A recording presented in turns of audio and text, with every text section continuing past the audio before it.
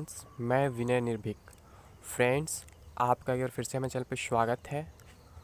Friends, सबसे पहले मैं यही कहूँगा वीडियो स्टार्ट करने से पहले कि जो जेन्युइन कैंडिडेट हो, यानी कि जो स्पेशली अपने दम पर रेलवे में नौकरी पाना चाहते हैं, वही इस वीडियो को देखें। बाकी लोग अगर गलती से वीडियो पर क्लिक कर दिए हैं और अगर फालतू नेगेटिव कमेंट्स करना है तो वो इस वीडियो से दूर रहें। कि मैं पहले बोल रहा हूँ कि मुझे व्यूज़ की आवश्यकता नहीं है, मुझे सब्सक्राइबर्स की आवश्यकता नहीं है। जो जेन्युइन है मैं उनका हेल्प करना चाहता हूँ। जो मुझसे कह रहे हैं कि कुछ स्ट्रेटजी दीजिए, मैंने स्ट्रेटजी उनको दिया भी। तो केवल जेन्युइन कैंडिडेट्स के लिए वीडियो है फ्रेंड्स। मैं फालतू इस वीडियो को बड़ा करना नहीं चाहता हूँ। फालतू लोग इस वीडियो से दूर ही रहे तो अच्छा होगा, ठीक है। कोई फ़ायदा नहीं मिलता टाइम वेस्ट करने से। आपका भी टाइम वेस्ट होता है, हमारा भी टाइम वेस्ट होता है और बीच में तीसरे का भी टाइम वेस्ट होता है, फालतू कमेंट करते हैं तो, ठीक है। तो केवल उन्हीं के लिए। तो फ्रेंड, जैसा कि आप लोग को मालूम होगा, कल मैं 45 दिन का स्ट्रेटजी आप लोग को दिया था और मैं साफ साफ बोला था कि आपका एग्ज़ाम कभी भी पढ़े, आपका एग्ज़ाम 45 दिन बाद पढ़े, 46 दिन बाद पढ़े, 50 दिन बाद पढ़े, 60 दिन बाद पढ़े, 80 दिन बाद कभी पढ़े, लेकिन अगर उसके बाद पढ़ता है तो ये स्ट्रेटजी आपके लिए बहुत हेल्पफुल होगी। अगर उससे पहले पड़ जाता है तो थोड़ा सा आपको प्रॉब्लम हो सकता है, क्योंकि 45 से कम टाइम आपको मिलेगा और मैं 45 दिन का स्ट्रेटजी बना के दिया हूँ। और कुछ लोग कमेंट बॉक्स में बोले भी हैं कि मैं हूबहू वही स्ट्रेटजी बिल्कुल फॉलो करूँगा, ठीक है। तो फ्रेंड्स, मैं स्ट्रेटजी में कुछ बातें बताना आपको भूल गया था, वो भी बताऊंगा और कुछ और बातें बताऊंगा ताकि आप लोग का स्ट्रेटजी और स्ट्रांग हो सके और अपना नौकरी आप कंफर्म कर सके इस वैकेंसी में। भले वैकेंसी रिड्यूस है या कुछ भी हो, ठीक है। आगे कोई नहीं जानता है फ्यूचर, लेकिन जो ऑफिशियल नोटिस मिला मैंने दिखा दिया, ठीक है। तो उस पर भी कुछ लोग नेगेटिव कमेंट कर रहे हैं कि पुराना है। वही लोग ये नहीं जानते हैं कि ये नोटिस 2 बार आ चुका है, लेटर वायरल हो चुका है। एक बार 2 जुलाई को आया था और ये फिर 27 नवंबर को है, ठीक है। तो ये 2 बार आया है लेटर। ये लोग पूरा वीडियो देखते नहीं, फालतू कमेंट करते हैं, तो ऐसे लोग बात करने का मतलब नहीं है। तो फ्रेंड्स, मैं बोला ना कि अगर आपका एग्ज़ाम 45 दिन बाद कभी पड़ता है और मेरी स्ट्रेटजी को फॉलो करते हैं तो आप ज़रूर नौकरी पाने के हकदार होंगे और ज़रूर आप नौकरी पाएंगे, क्योंकि आप उतना मेहनत करेंगे। मैंने बहुत आसान तरीका नहीं बताया है, बहुत टफ है, क्योंकि आपके पास टाइम कम है और प्रेशर ज़्यादा है। लेकिन प्रेशर दिमाग पे नहीं लेना चाहिए फ्रेंड्स, प्रेशर केवल वर्क पे लेना चाहिए। वर्क अपना अधिक से अधिक करना चाहिए, और अधिक का मतलब ये नहीं होता है कि केवल हार्ड वर्क, स्मार्ट वर्क होना चाहिए। स्मार्ट वर्क का मतलब क्या होता है फ्रेंड्स, मैं आपको पहले भी बताया था कि आपको 2-3 चीज़ें याद रखनी होंगी। सबसे पहले आपको क्या करना था, एग्ज़ाम पैटर्न चेक करना है कि किस सब्जेक्ट से कितने क्वेश्चन आ रहे हैं। जैसे मान लीजिए जीएस में से 40 क्वेश्चन है, ठीक है। पैटर्न के बारे में कुछ चर्चा कर रहा हूँ, कल नहीं बताया था। मैथ्स में 30 क्वेश्चन है, रीजनिंग में 30 क्वेश्चन है, ठीक है। अभी कुछ बातें मैं आपसे भी करूंगा जिसका जवाब आपको कमेंट बॉक्स में देना होगा, लेकिन कुछ बातें जो मैं कल एक्सप्लेन नहीं कर पाया था क्योंकि वीडियो काफ़ी बड़ा हो गया था, तो मैं नहीं चाहता था कि आपको इतना लगातार इतना लंबा परेशान करूँ, ठीक है। तो मेरे दिमाग में आया क्यों नहीं एक अलग से वीडियो डाल दूँ कि कुछ और बातें मैं शेयर कर सकूँ, ठीक है। तो जैसे कि मान लीजिए कि जीएस में 40 क्वेश्चन हैं, तो उसमें कहीं मेंशन नहीं किस सब्जेक्ट से कितने क्वेश्चंस हैं, ठीक है। लेकिन अगर रेलवे के पुराने ट्रेंड को देखें तो इससे ये अंदाज़ा लगाया जा सकता है कि आपके 15 क्वेश्चंस केवल साइंस से रहने वाले हैं। जी हाँ फ्रेंड्स, 15 क्वेश्चन केवल साइंस से रहने वाले हैं। जैसे कि मैं कल बोला था कि आप साइंस पे अधिक से अधिक फोकस करें, ठीक है। तो 40 में 15 क्वेश्चन केवल साइंस के रहने वाले हैं। 10 क्वेश्चन लगभग करंट अफेयर्स के रहने वाले हैं। बाकी जो आपके 15 क्वेश्चन बन जाते हैं वो ट्रेडिशनल जीके यानी कि स्टैटिक जीके रहेंगे, जिसमें कई सारे सब्जेक्ट आ जाते हैं, हिस्ट्री, ज्योग्राफी, पॉलिटी, इकोनॉमी, यानी कई सारे सब्जेक्ट मिलकर केवल 15 क्वेश्चन देते हैं, ठीक है। यानी अगर इन सब से आपको डर भी लगता है तो भी आप अपना एग्ज़ाम आसानी से क्लियर कर सकते हैं, मैं ये आपको बताना चाहता हूँ। क्यों? अगर आप इन सबको छोड़ दीजिए, आप करंट अफेयर्स तो कवर कर ही सकते हैं, लेकिन मैं बोल रहा हूँ करंट अफेयर्स अभी स्टार्ट मत करिएगा क्योंकि इससे नुकसान ही होगा। क्योंकि अभी आपका एग्ज़ाम डेट डिसाइड नहीं हुआ है कि आपका एग्ज़ाम डेट कब है, ठीक है। क्योंकि आपको ज़्यादा करंट अफेयर्स नहीं पढ़ना है। आपको क्या करना है, जिस दिन आपका एग्ज़ाम है उससे 6 महीने पहले से लेकर के उसके 10 दिन पहले तक आपको पढ़ना है। मैं पहले बता देता हूँ, जिस दिन आपका एग्ज़ाम है, मान लीजिए सपोज करिए आपका एग्ज़ाम 31 जनवरी को या मान लीजिए 31 जनवरी में मान लेता हूँ, तो आपको क्या करना है कि आपको 31 जुलाई से स्टार्ट करना है और आपको लगभग 21 जनवरी तक का करना है। क्योंकि ऑनलाइन एग्ज़ाम होते हैं फ्रेंड्स, पेपर जब ऑनलाइन एग्ज़ाम होते हैं तो आपके बहुत करंट क्वेश्चन पूछे जाते हैं। आप एग्ज़ाम देने जा रहे हैं 5-6 दिन पहले के भी क्वेश्चन पूछ ले जाते हैं। तो मैं आपको बोलूँगा 10 दिन पहले आप करंट अफेयर्स छोड़ दीजिएगा, ठीक है, और कम से कम 6 महीने कवर करिएगा। इसीलिए मैं कह रहा हूँ अभी आप करंट अफेयर्स मत स्टार्ट करिए, क्योंकि अभी आपका एग्ज़ाम डेट फिक्स नहीं है, ठीक है। तो जो आपका डेट आएगा उसके अकॉर्डिंग आप काम करिएगा, ठीक है। तो मैं बता दी 6 महीना, उसके ऊपर भी आपको पढ़ना है, लेकिन पहले 6 महीना आपका इम्पॉर्टेंट है, बहुत ज़्यादा नेसेसरी है, ठीक है, अगर आप सिलेक्शन लेना चाहते हैं तो। और इसके साथ प्रीवियस ईयर पेपर लगाना ही लगाना है। अभी मैं कुछ कमेंट बॉक्स में आपसे पूछूंगा, फिर मैं बार बार कह रहा हूँ वीडियो छोड़ के आप लोग मत भागिएगा, नहीं तो कुछ लोग क्या करते हैं 1 मिनट 1.5 मिनट वीडियो प्ले करते हैं, हार मान जाते हैं। तो ऐसे ही लोग सिलेक्शन नहीं पा पाते हैं। तो फिर मैं फ्रेंड्स आपसे कहूँगा कि केवल जेन्युइन कैंडिडेट्स के लिए वीडियो है, ठीक है। तो फ्रेंड्स प्रीवियस ईयर लगाना ही लगाना है आपको। और फ्रेंड्स एक बात मैं बोलना भूल गया था, आपको रिवीजन बहुत ज़्यादा करना है।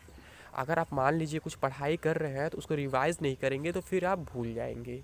तो आप प्रीवियस ईयर पेपर मान लीजिए आप एनटीपीसी का 20 पेपर लगा लिए, ठीक है, तो 20 पेपर को एक दिन रिवाइज़ करने आप बैठ जाइए।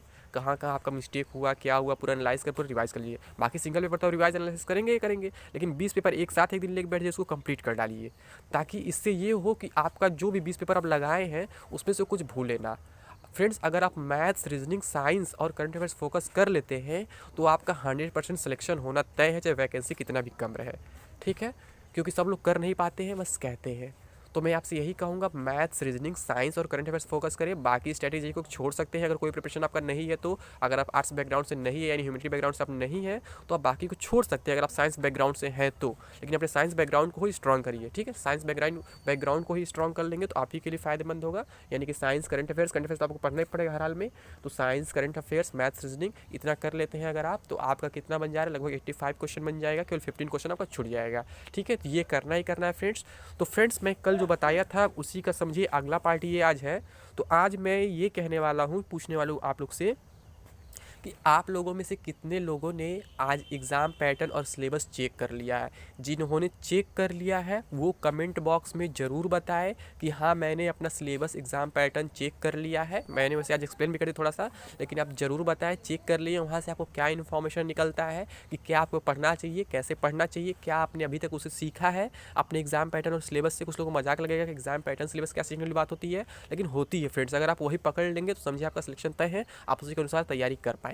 तो कमेंट बॉक्स में आप लोग जरूर बताएं कि एग्ज़ाम पैटर्न क्या है और सिलेबस क्या है, किस सब्जेक्ट में कौन कौन से लेसन है। लेसन के नाम तो आपको याद होंगे कुछ कुछ, कि कैसे क्या क्या आपको पढ़ना है, ठीक है। कुछ बातें तो मैं अभी बता दिया इस वीडियो में, जो पिछले वीडियो में नहीं बताया था, फिर भी मैं आप लोग से पूछ रहा हूँ कि एग्ज़ाम पैटर्न, सिलेबस क्या है। और बाकी आगे मैं बता ही दिया, रिवीजन सबसे अधिक इंपॉर्टेंट है फ्रेंड्स, ठीक है।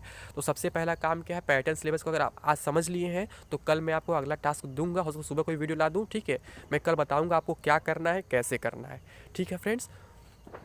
तो ज़्यादा परेशान होने की ज़रूरत नहीं है। मुझे मटेरियल नहीं मिल पा रहा है, नहीं तो मैं एक वीडियो आपको दे दिया होता अपनी तरफ से खुद टेस्ट सीरीज़ के टाइप का बना के, लेकिन मुझे मटेरियल अभी नहीं मिला। शायद अगर कल मिल जाए तो मैं कल दे दूँगा, लेकिन आपको टास्क ज़रूर दूंगा डेली। जो फालतू लोग होंगे अपने आप चैनल छोड़ के भाग जाएंगे, और जो पढ़ने वाले सीरियस लोग होंगे वो ज़रूर फॉलो करेंगे मेरी बातों को, और जो मैं टास्क दूंगा उसको फॉलो करेंगे वो लोग और उसको कंप्लीट करेंगे टास्क को, ठीक है। तो आज वाली जो टास्क थी समझिए आपका बताइएगा तो मैं कल ही कि कौन कौन लोग जो है सिलेबस पैटर्न चेक कर चुके, कमेंट बॉक्स में जरूर बताएं। जो नहीं किए हैं अभी रात में कंप्लीट कर ले कम से कम, ताकि एक भी दिन लेट ना हो। अगर आज लेट करेंगे फिर कल लेट होगा, फिर परसों रोज़ लेट होते जाएगा, ठीक है। इसलिए कहा जाता है काल करे सो आज कर, आज करे सो अब, ठीक है। तो अगर आपने गलती कर चुका है तो फिर उसको सुधार लीजिए, तुरंत आज कंप्लीट कर लीजिए, सिलेबस पैटर्न देख लीजिए। मैक्सिमम 2 घंटे का काम है वो, ठीक है। उसको पूरा अच्छे से समझ लीजिए कि कहाँ से कैसे क्वेश्चन बन रहा है, ठीक है। तो उससे ये पता चल जाएगा आपको कौन सा चैप्टर देखना है। फिर प्रीवियस ईयर आपको कल से करना ही करना है हर हाल में। आज ने एक दिन का रेस्ट दिया था कि केवल आप सिलेबस पैटर्न चेक कर लीजिए, मैं आज नहीं बोलता, आप स्टार्ट करिए आज ही, ठीक है। कुछ लोग कर दिए होंगे तो भी कोई बात नहीं, वो भी अच्छी बात है, ठीक है। तो फ्रेंड्स आपको इतना करना ही होगा। और बाकी जो बात है आप इतना कर लेते हैं, प्रीवियस ईयर लगा लेते हैं, रिवीजन कर लेते हैं। फिर सबसे इंपॉर्टेंट मॉक टेस्ट है फ्रेंड्स, मैं बार बार बोल रहा हूँ मॉक टेस्ट है। मॉक टेस्ट कहीं से भी आपको लेना ही लेना होगा, या तो आप ऑफलाइन मॉक लीजिए या तो ऑनलाइन लीजिए। ऑफलाइन रुक्मिनी का बुक आता है, वहाँ से आप ले सकते हैं मॉक, ठीक है। और अगर प्रीवियस ईयर पेपर भी आपको नहीं मिल पाता है तो वो भी रुक्मिनी का बुक ले सकते हैं, रुक्मिनी का अच्छा बुक आता है, ठीक है।